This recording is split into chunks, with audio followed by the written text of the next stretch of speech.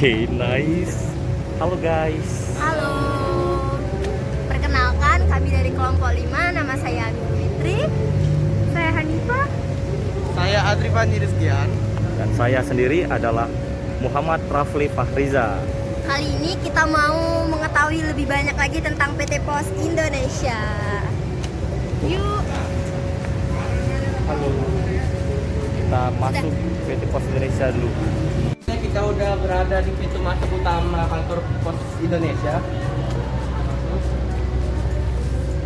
Di sini terlihat langsung ruang utility.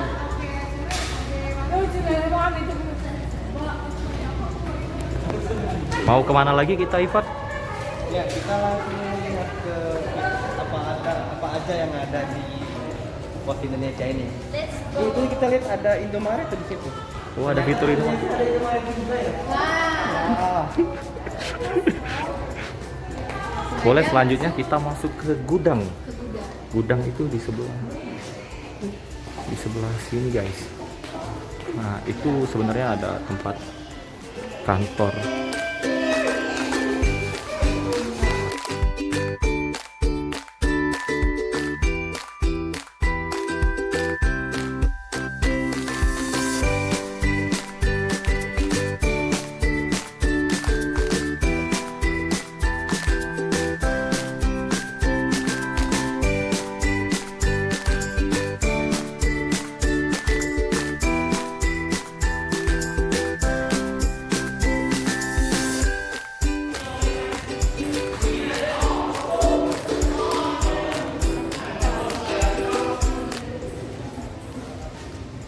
Jadi, PT Pos Indonesia merupakan sebuah badan usaha milik negara atau BUMN Indonesia yang bergerak di bidang layanan pos. Saat ini, bentuk Badan Usaha Pos Indonesia merupakan perseroan terbatas dan sering disebut dengan PT Pos Indonesia.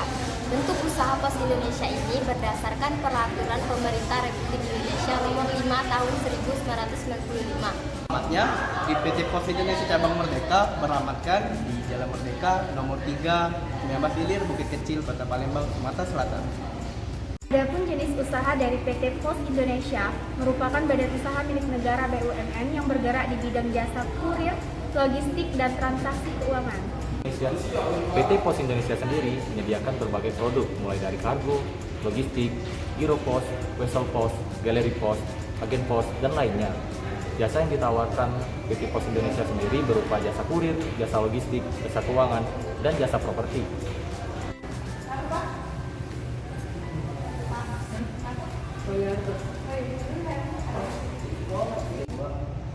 Sore, kenalin, saya Rafli dari kampus Politeknik Negeri Sriwijaya jurusan Administrasi Bisnis, program studi Manajemen Bisnis.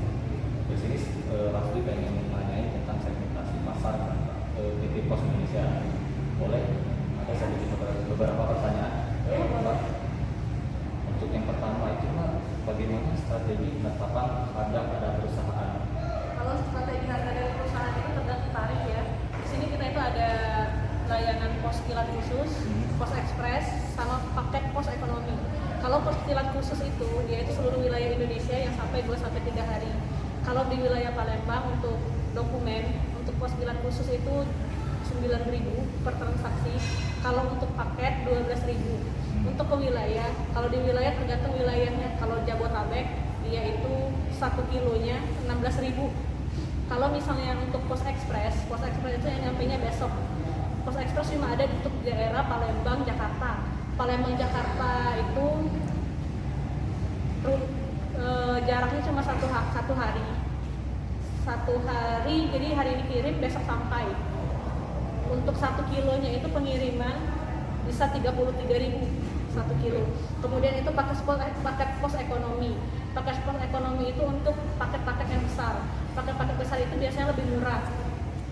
Jadi 1 kilonya itu bisa mencapai dari Palembang ke Jakarta itu biasanya 12.000 untuk 5-1 minggu. Kalau paket seperti itu. Kedua sih, bagaimana strategi produk perusahaan dari PT Pos Indonesia sendiri?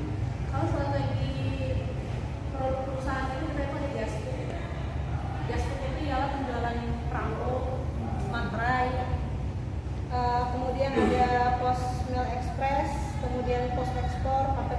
paket pos yang paket kilat khusus tadi, yang pos ekspres sama paket ekonomi itu termasuk dari itu, sama dengan adanya payment remittance. Di payment remittance itu ya masuk ke makai, sama ada pembayaran kayak pembayaran listrik, air, PDAM, billing, semuanya itu bisa di kantor pos. Jadi kalau strategi produk kita bisa semua untuk pembayaran sama untuk pengiriman surat dan paket. Boleh. Kalau untuk strategi promosi pada PT Pos ini gimana ya? Kalau strategi promosi itu biasanya dipromosikan oleh bagian penjualan ya atau pemasaran, karena di sini ada bagian-bagian terkait. Nah biasanya itu kalau promosi itu biasa ada diposting di IG. Kalau di IG postnya itu ada posindonesia.id. Di situ biasanya ada pemasaran, ada itu apa tuh promosi atau itu diposting di situ, sama di IG kantor pos Palembang itu ada timnya sendiri. Kalau untuk pemasaran produk-produknya. Kalau untuk pelayanan yang diberikan PT Pos kepada konsumen itu gimana? Yang pastinya kita itu melayani customer itu ya dengan ramah, senyum, salam, sapa. Jadi customer juga datang sama kita seneng lah karena pelayanan kita itu. Dan terus itu ada juga yang pelayanan kita itu yaitulah tadi yang pelayanan untuk kirim uang, wesel pos, ada wesel pos instan, wesel pos union, terus itu penjemputan, kiriman antaran. Terus itu kalau misalnya ada pengiriman paket, layanannya itu juga ada layanan asuransi. Kalau bisa paket-paketnya itu yang mahal-mahal itu bisa diasuransikan apabila terjadi kecelakaan atau kehilangan barang, bisa diklaim asuransinya. Gitu aja sih.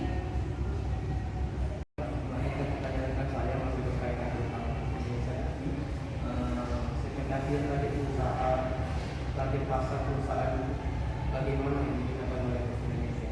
Kalau target pasar sama segmentasi itu kita itu ada kerjasama di bagian-bagian terkait, kayak seperti di bagian PDAM, listrik, multi finance, dan pembayaran lain kita itu ada kerjasama. Jadi masyarakat bisa untuk memudahkan masyarakat untuk melakukan pembayaran di kantor pos, karena kantor pos itu kan ada di seluruh Indonesia, ada di wilayah kecil. Jadi untuk memudahkan masyarakat untuk membayar iuran itu. Segmentasinya itu ada di telekomunikasi, asuransi, multi finance, penerbit dan percetakan, serta jenis usaha-usaha lainnya. Yang ada di sini udah banyak juga sih.